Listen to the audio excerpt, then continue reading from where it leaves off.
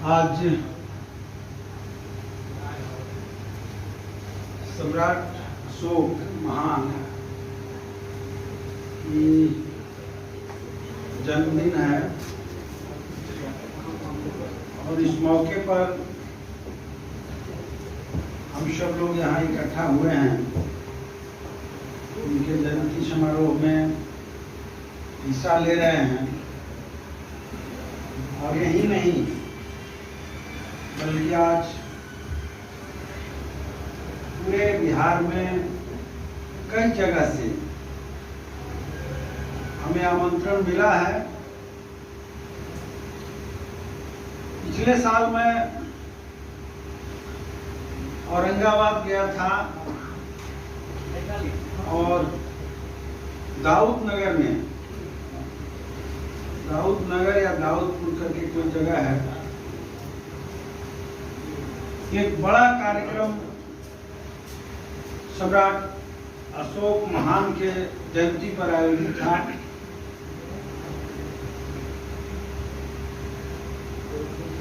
वहां से हमने जो महसूस किया और इस साल कई जगहों से मुझे सूचनाएं मिली, आमंत्रण मिला। मैं सब जगह शामिल तो नहीं हो पाया, लेकिन आज यहाँ मैं शामिल हुआ हूँ। सबसे पहले मुझे खुशी हो रही है कि इससे पहले सिवान में सम्राट अशोक क्लब के नाम से एक संस्था चलाने वाले लोगों ने मुझे आमंत्रित किया था पिछले साल, और कुछ लोग जगह जगह सम्राट अशोक के नाम पर इस तरह के कार्यक्रम आयोजित कर रहे हैं, तो निश्चित तौर पे सुन करके खुशी होती है। और आज सबसे पहले मैं इस कार्यक्रम के आयोजकों को अपने तरफ से बधाई देता हूं, धन्यवाद देता हूं कि आपने इस सिवान में भी साहस करके, हिम्मत करके कार्यक्रम की शुरुआत आप लोगों ने किया। अभी मैं बताऊं कि मुकेश जी को मैं सुन रहा था, जब मैं आया तो बोल रहे थे सोच पर, सोचने के ढंग पर उन्होंने चर्चा की थी। ये बात सही है कि आज हमारा समाज जहां जा रहा है, जिस तरीके से समाज को बिगाड़ने की कोशिश हो रही है, एक नए ढंग से हम सबको सोचने की जरूरत है और अपने सोच में बदलाव लाने की भी जरूरत है। अपने इतिहास को भी हमें उठा करके देखने की जरूरत है और इतिहास से प्रेरणा लेकर के भविष्य को निर्धारित करने की हिम्मत करने की भी जरूरत है। तब जाकर के हम जो चाहते हैं उस दिशा में आगे बढ़ सकते हैं। आज जिस शख्स के बारे में हम लोग चर्चा कर रहे हैं, महान सम्राट अशोक, जिनको आज हम लोग याद कर रहे हैं, आज की बात नहीं है। ईसा के 304 ईसा पूर्व इनका जन्म हुआ था।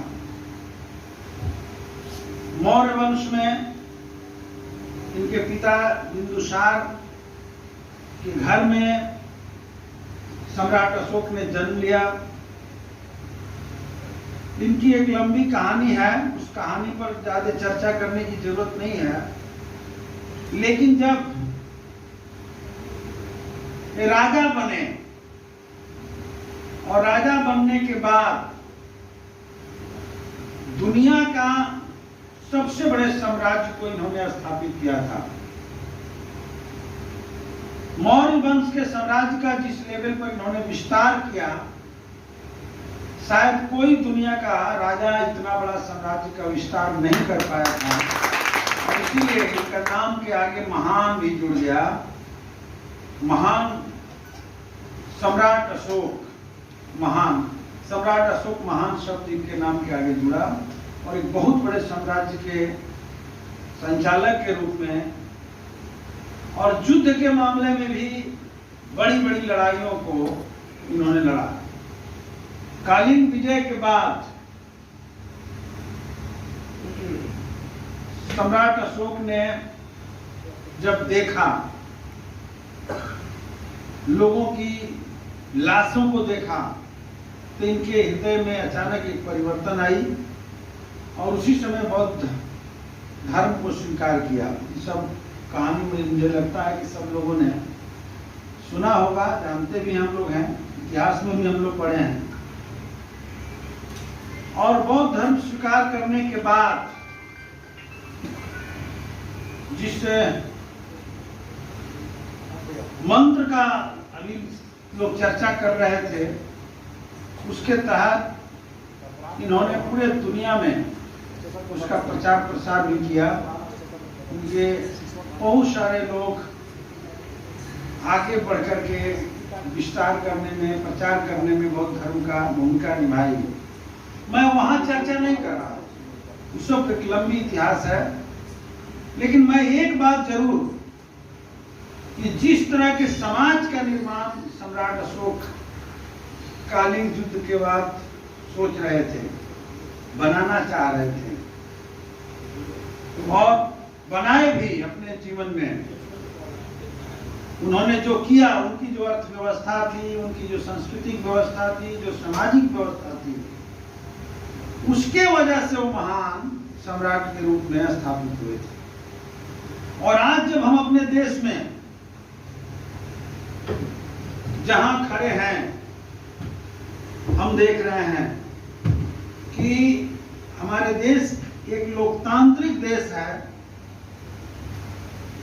और यहाँ एक अपना संविधान है जिसको बाबा साहब डॉक्टर भीमराव अंबेडकर ने ड्राफ्टिंग किया था, लिखा था। बाद में उस संविधान को 1950 में मान्यता मिली और उसी के तहत हमारा देश संचालित हो रहा था। आज हम देख रहे हैं कि जिस विचारधारा के खिलाफ भगवान बुद्ध ने लड़ा, जिस विचार के खिलाफ महान सम्राट अशोक ने लड़ा,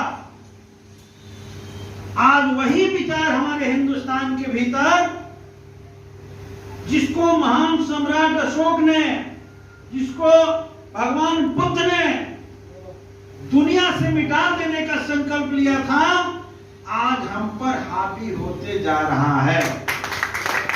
और इसलिए हमारे लिए वो चिंता का विषय है, हमारे लिए सोचने का विषय है।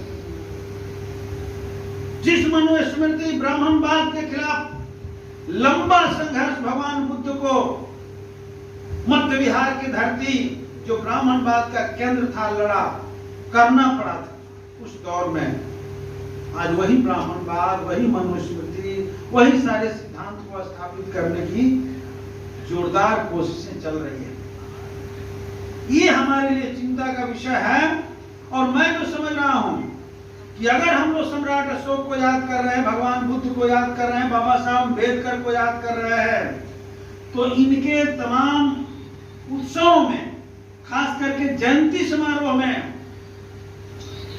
हम निश्चित तौर पे अपने पुराने इतिहास को पढ़ेंगे, लेकिन इस बात का संकल्प भी लेंगे कि इस विचारधारा को मारने की जो ताकतें कोशिश कर रही है, उन ताकतों को आज के समय में हम नेस्तनाबूद करके ही करेंगे। तभी जाकर सम्राट भगवान बुद्ध को, इन सबको स्थापित कर सकते हैं। ये हमारे सामने चुनौती है। और इसलिए क्योंकि हम लोग राजनेता हैं, राजनीति करते हैं, तो स्वाभाविक है कि बात थोड़ा राजनीतिक दिशा में जाएगी। और इसलिए चिंता भी हमारी है। और समाज बदलता भी राजनीति से ही है। समाज किसी सिर्फ उद्देश्य से नहीं बदलता, एक संघर्ष से। सम्राट अशोक को भी संघर्ष करना पड़ा, भगवान बुद्ध को भी लड़ना पड़ा था। और हम लोगों ने तो यहाँ तक सुना है, आप लोग भी देखे होंगे कि जब इन लोगों का राज व्यवस्था कायम था तो हमारे देश दुनिया में एक वैज्ञानिक जिसने इसको खोज किया था, भौतिक विज्ञान के बहुत सारे विद्यार्थी मुकेश जी वगैरह लोग हैं, उसमें गैलीलियो का नाम आप लोगों ने सुना है। गैलीलियो जी, उन्होंने दूरबीन का खोज किया और उसके जरिए उन्होंने दुनिया में बताया कि पृथ्वी सूर्य के चारों तरफ चक्कर काटती है, जो हम लोग रोज देखते हैं।